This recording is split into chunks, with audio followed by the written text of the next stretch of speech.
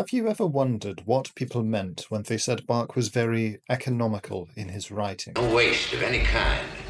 Let me explain by looking at invention number 7. Okay, we see right off the bat his opening gambit in bar 1, measure 1.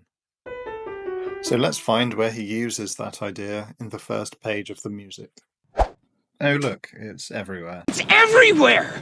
Next idea we see in the left hand is this octave jump, bom, bom, which appears here. You'll notice the orange down the bottom.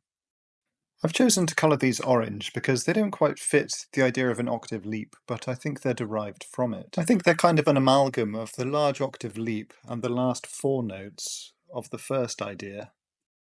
Mi, si, la, fa, mi. They share roughly the same contour. So look at that, we've covered nearly half of the page with ideas from just the first 2 beats. This is the most incredible thing I've ever seen in my life! Next up is this dotted quaver rhythm, which appears here.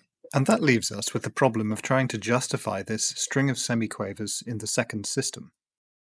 Where did they come from? Well, you could say Bach was just leading us up to a cadence and adding in some filler notes just to get us there. But of this explanation, I'm not quite convinced. That's not good enough.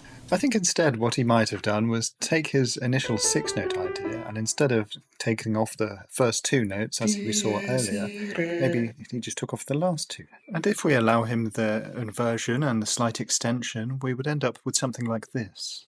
And that accounts for basically all of it, except the odd notes here and there. Of course, one could always argue Bach thought about it differently, and no doubt he did. But this should have given you an idea of what people mean when they say Bach is an economical composer.